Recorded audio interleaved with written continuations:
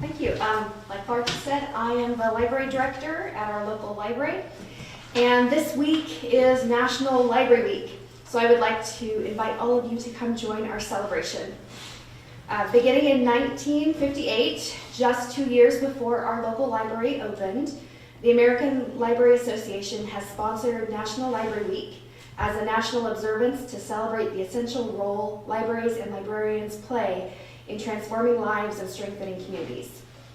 This year's theme is Connect with Your Library, reminding us how our library is a place to get connected to technology by using public access computers, printers, copiers, and free Wi-Fi, to program events for all ages, including story times, Lego clubs, and author visits, to books, movies, audiobooks, cake pans, games, puzzles, and more. Most important, our library helps community members connect to each other. To celebrate, we have many events and activities planned for this week and throughout the month of April. This includes a mega treasure hunt, library bingo, William Allen White book list voting, a library tech talk, and volunteer fair. Unfortunately, I have another meeting that I have to go to, so I won't be able to stay for the whole of the city council meeting. However, I do have yellow flyers with more details that you are all welcome to have tonight, and I hope to see you at the library. Thank you. Thank you, Susanna. Yeah. And I was going, while you're still here, and before I get to the mayor's, I was going to say that if you haven't been to the library in a while, stop in. It's just so nice. I went in the other day, and Susanna was out straightening up books. I'm unannounced, and I'm seeing her just out there working, and it just looks so nice anyway. And it's divided up so good for kids, and it's got the heritage room, and just, so thank you, Susanna, for doing such a wonderful job with the library. So please stop by there if you haven't been by in a while. So thank you, Susanna, for being here. Thank you. Next, amendments to the agenda. Madam Administrator, do we have any? There are no amendments. Thank you. And number 5, we'll go to the mayor's report. And let's see, we have a fair housing proclamation, and it has been the tradition of our city to have a proclamation in April for celebrating fair housing. So I will read that for us. It says, celebrating 54 years of fair housing, City of Lindsborg. Whereas the Congress of the United States passed the Civil Rights Act of 1968, of which Title 8 declared that the law of the land would now guarantee the rights of equal housing opportunity. And whereas the City of Lindsborg is committed to the mission and intent of Congress to provide fair and equal housing opportunities for all, and today many realty companies and associations support fair housing laws, and whereas the fair housing groups in the U.S. Department of Housing and Urban Development have over the years received thousands of complaints of alleged illegal housing discrimination and found too many that have proved upon investigation to be violations of the fair housing laws, and whereas equal housing opportunity is a condition of life in our city that can and should be achieved, I, Mayor of the City of Lindsborg, on behalf of its citizens, do hereby proclaim the month of April as Fair Housing Month, and express the hope that this year's observance will promote fair housing practices throughout the city. Dated this 4th day of April 2022.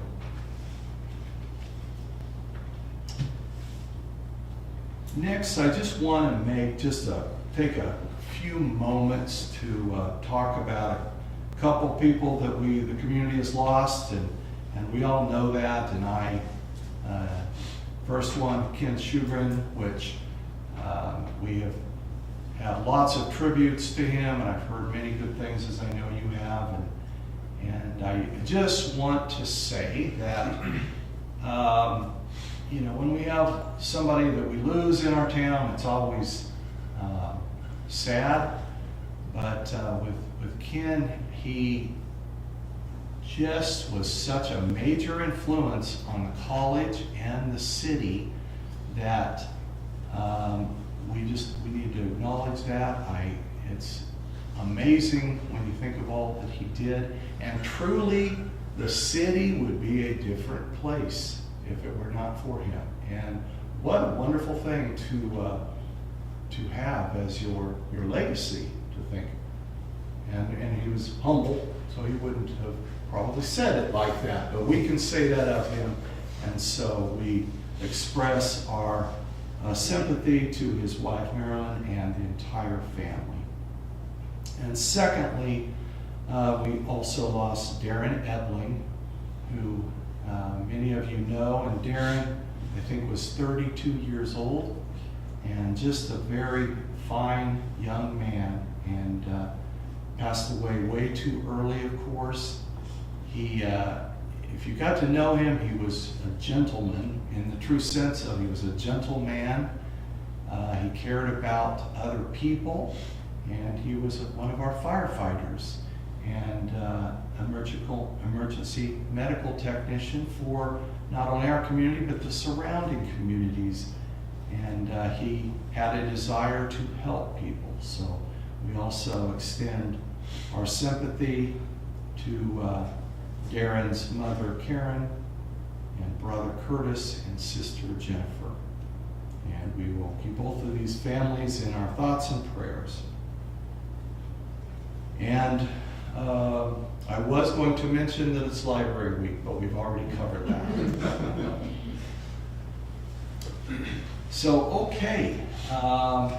Next on the agenda is item number 6, the consent agenda. And of those items, we have item A, approval of the minutes for the regular meeting, March 21st, 2022. B, the payroll ordinance, 5352.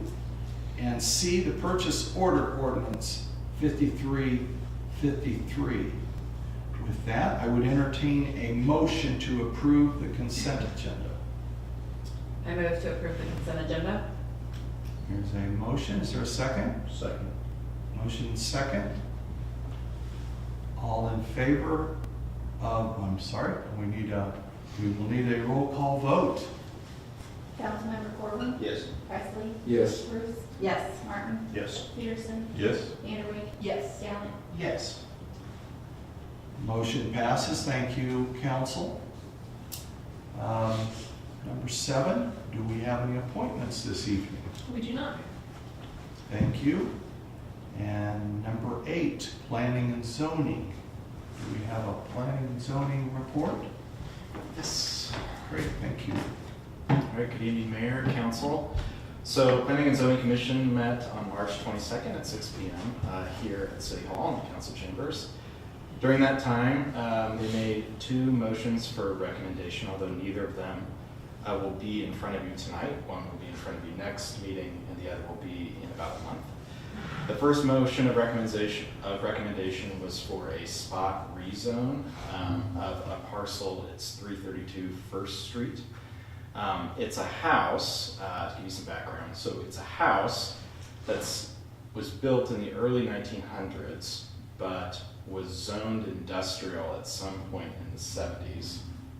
North or south? South. Okay. Yep. Anyhow, the person who bought the house wants to fix it up and live there. It's a great deal. The house is a bit in disrepair. But in order to do that, it has to be rezoned to residential because under industrial, it doesn't fit the current use class. I wouldn't change anything with the surrounding neighborhood, which is all residential 1. I think it was probably originally zoned industrial because the train tracks went through there, but now it's the trail, so it's fitting. Anyhow, that'll be on the agenda next time to discuss. The second one was in relation to the fence issue that came up a couple months ago. If you all remember, we had the gentleman come and talk about the fence ordinances and variances. The Planning and Zoning Commission also recommended to strike a provision in that ordinance which would allow those individuals to at least make a request for a variance. However, the provision in code that they considered, which is listed on the Muni Code online, is not how it's fully written in our books here at the city. And so I'm going to bring that back to the Planning and Zoning Commission to fully consider the entire ordinance. So that way we're not creating a different set of problems by making a motion for some action today. So the next Planning and Zoning Commission meeting is April 26th. It's always the fourth Tuesday at 6 p.m. here at City Hall. And that's all I've got. Any questions? What did you say that address was? It's 332 South First Street. Thank you. Are there further questions? Not on that exact subject, but I think it's P and Z. I asked last meeting, but regarding the easements. Yeah. Is it okay to ask Sure, a follow-up? sure. I saw the report that you had a meeting with the affected landowners, and I just was curious how that went. Are we still, things working smoothly, or are we having any hiccups? Yeah, no, I think that meeting went pretty well. We had pretty much all of the folks that are either holding out or have concerns or comments. It was really good to have the engineers here for that, because the questions that I wasn't able to answer were quite honestly just too technical for me because they were engineering questions. So having the engineers there to be able to explain some of the things that they were asking questions about was really helpful. Since that meeting, I've received 3 more easements from folks in that room. And it seemed to me, for the most part, that the questions that they had were answered. And I spoke with most of them after the meeting as well, so I'm not particularly concerned. I think there'll be a few that I'll still need to work with. But for the most part, we are well over half of the easements are signed. I think right now it's a little over 40 either signed or on the way, and then also we had a property donation. So yeah, it's going, and I think it'll get there. Just one more, but first of all, thank you for taking the time to do that with the citizens. I think that's great that you did that. What happens if you have one property in the middle of all this that refuses? What would we do? I was just curious. Well, it depends. Right now, we're waiting for all the easements to be signed before moving forward with the project. It doesn't make a lot of sense to, say, dredge out half of the creek and then have a middle portion of the creek unaffected and then dredge out further downstream. You're just creating a different set of pools in the creek. So really, because yes, everybody has individual properties along the creek, but this isn't about just one property. We really do need all the easements to move forward. So I would urge anybody who still has questions or who hasn't signed the easements to ask me and bring the easements in if you can. Thank you. Thank you. Any other questions? Thank you, Joey. Thank you. Okay, number 9, Madam Administrator, do we have any old business? We do not. Thank you. And number 10, new business, item A, American Medical Response, AMR contract and invoice. Chief Davis? Good evening, Mayor, council members. Bringing before you tonight, recall, if you were paying attention to previous meetings, at the May 17th City Council meeting, the previous City Council approved a contract with American Medical Response for contracted emergency medical services for the city of Lindsborg. As part of that contract, the city agreed to pay a total cost of $450,000 for the period covering January 1st, 2022 through December 31st, 2022, which would be paid in 4 equal quarterly installments of $112,500. The 4 quarterly periods would be March 31st, June 30th, September 30th, and December 31st, 2022. So I'm asking for a motion to approve the 2022 annual payment of $450,000 to AMR for contracted emergency medical services in 4 quarterly installments of $112,500. And with that, I'd be more than happy to take any questions you might have. Are there questions for the chief? How's this arrangement working out so far? Is it I think positive? it's actually working out very good.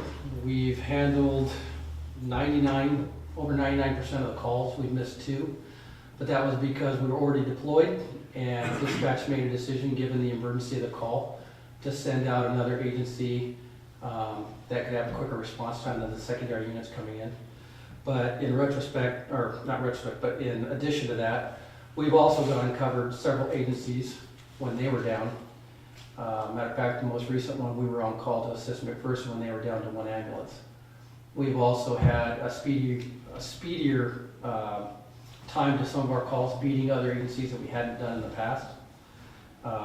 They've been able to take patients to hospitals that would otherwise, we wouldn't have been able to do so when other agencies wouldn't. And in one aspect, we were sitting on a patient at the hospital and we're looking at a 30-hour time of spending time at the hospital, and AMR stepped up and transported the patient to Kansas City for us, freeing up our officer who was there. So I think the relationship is good. I think the service is very good. And I haven't heard any complaints from the community regarding that service. Since they've taken over, we've had 358 calls that they've handled. 276 or 80% of those have happened in the city of Lindsborg. 20% or 72 of those calls were in the county. Our response time in town is just at 5 minutes and 52 seconds, where in the county, when you're looking at the giant ambulance area that they have, they're averaging 12 minutes and 45 seconds from the minute the call goes out to the minute they're on scene. I think those are pretty good response times given what we were looking at. And to give you where we were, I did a little research. When you look at just 2021 alone, January to July, when we were a volunteer service, we were out of service 1,474 hours, which equated to about 61 days during that time period. If you go back to when we first started having really serious discussions about what we were going to do with it, which was September of 2020, we were out of service over 2,117 hours, which equated to 88 days, where we were not serving this community, and we had to rely on other people to step up and cover for us. Look at what we're doing now. We're covering 99.4% of those, and we've refined that so when a unit is going out, we're calling in the secondary units to come in so we can handle those additional calls like transports and stuff like that. So I think overall, our service is exceptional compared to where we were. Do you hear anything from AMR? Does it seem to be working out for them as well? So are they happy with our partnership or service? Everything I've heard so far has been very well. They've been able to assist other agencies or entities to transport for them, so they've been very happy with it. I haven't heard any negative feedback from either our representative at AMR or from our new director. Thank you. Thank you. Further questions? Yes. So I assume the complaints from the, I forget the name of the board, the state board that was overseeing, have those all been resolved and closed out? And They have been closed out. We have got a letter that they rescinded the fine that they were going to assess the city with. And we've not had a single contact or question from them since we released our certificate of license and went to AMR. Another note for those of you who weren't here when we approved the contract, 7 of the technicians who are working for AMR are our previous volunteers.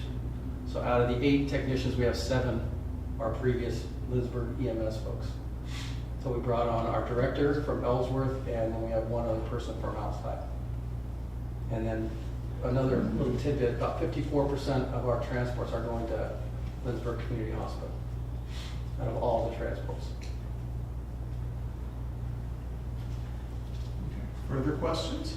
Chief? just wanted to Yes. say thank you for coming prepared to answer all that. That's really great to hear. Thank you. You're welcome. Thank you, Chief. Thank you, Chief. Okay, council, we entertain a motion to approve the 2022 annual payment. So moved. A motion and a second. Discussion on the motion. Seeing no discussion, the motion is to approve the 2022 annual payment of $450,000 to AMR for contracted emergency medical services in 4 equal quarterly installments of $112,500. We will ask our city clerk to please do a roll call vote. Councilmembers Martin, Yes. Bruce. Yes. Presley. Yes. Corwin. Yes. Peterson. Yes. Vanderway. Yes. Stanley. Yes. Thank you, council. The motion passes. And next, we will go to item B, the Raymer Society for the Arts, Resolution 07-2022 and number 08-2022. We'll ask our city clerk to bring that to us. Once again, the Raymer Society has submitted a notification of nonprofit organization event promoting the arts application in order to be able to serve their complimentary alcoholic liquor and serve them all beverage at events. As long as we go through the process again, they need to have a resolution and we need to submit it to the state within 10 days. They would be allowed to serve without an official license. So we need 2 motions because they are 2 separate events on 2 different days. So we need a motion to approve the event. The Raymer Society for Arts Notification of Nonprofit Organization Event Promoting the Arts form and pass resolution number 7-2022, authorizing the serving of complimentary alcoholic liquor or cereal malt beverage at the April 16, 2022 event as presented. Are there questions? Seeing no questions, I would entertain a motion to approve Resolution 7-2022. So moved. Second. There's a motion and a second. Discussion on the motion. Seeing no discussion, all in favor signify by saying aye. Aye. Those opposed, no. Ayes appear to have it. Ayes do have it. And Roxy? The second motion would be for resolution number 8-2022 for their May 13th, 2022 event. I would make a motion that we approve resolution number 08-2022. I'll second that again. There's a motion and a second. Are there questions on the motion? Seeing no questions, all in favor of the motion to approve Resolution 8-2022 signify by saying aye. Aye. Those opposed, no. Ayes appear to have it. Ayes do have it. Thank you, council. Madam Administrator, do we need an executive session this evening? We do not, Mayor. That's really good. There might have been a mutiny on the boundary. I thought about saying something just to see what you would do. Didn't want to play with your hearts that way. Live position, property, approximately 2-hour meeting. Is out. Attorney in there, right? Is there any further work that needs to come before the council? Seeing no further work, we will entertain a motion to adjourn. So moved. We